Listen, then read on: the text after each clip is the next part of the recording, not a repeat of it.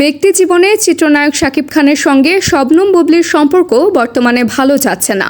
তবে তাদের একমাত্র সন্তান শেহজাদ খান বীরের সব দায়িত্বই পালন করেন শাকিব। যদিও বীর বেড়ে উঠছেন তার মায়ের কাছেই, তবুও বাবার আদর যত্ন থেকে বঞ্চিত হচ্ছেন না। সুযোগ পেলেই সন্তানের সঙ্গে সময় কাটান শাকিব। বিভিন্ন উৎসব কিংবা উপলক্ষে ছেলেকে উপহার দিতেও দেখা যায় এই নায়ককে। যে কারণে প্রশ্ন উঠেছে, এবারের ঈদে বাবা শাকিব খানের কাছ থেকে কী উপহার পেয়েছে বীর। বিষয়টি নিয়ে সম্প্রতি একটি টেলিভিশন সাক্ষাৎকারে কথা বলেছেন মা শবনম বুবলি। এই নায়িকা জানান, নির্দিষ্ট কোনো উপহার নয়, বরাবরের মতোই বাবার কাছ থেকে উপহার, সালামি এসব পেয়েছে ছেলে বীর। বুবলি বলেন, আসলে হয় কি, বাবা ছেলের সম্পর্ক তো সারা জীবনের, সেখান থেকে উপহার দেওয়া নেওয়া, সালামি এগুলো তো থাকেই।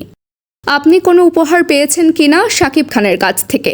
এমন প্রশ্নের জবাবে এই নায়িকা বলেন, আমি যখন ওদের সুন্দর সেই মুহূর্ত দেখি, ওইটাই আমার জন্য বড় একটি পাওয়া, অনেক আনন্দের। এর মধ্যে হাজার উপহারও আমার কাছে কোনো বিষয় নয়, যখন ওই মুহূর্তটা খুব সুন্দর হয়ে যায়। বুবলি আরও বলেন, যে কোনো উৎসবে অনেক উপহার পায় বীর, যেমন ওর নানা নানু, তারপর আমার বোনেরা সবাই দেশের বাহিরে থাকে, ওরা পাঠায়। সব মিলিয়ে ওর উপহার প্রচুর পাওয়া হয়।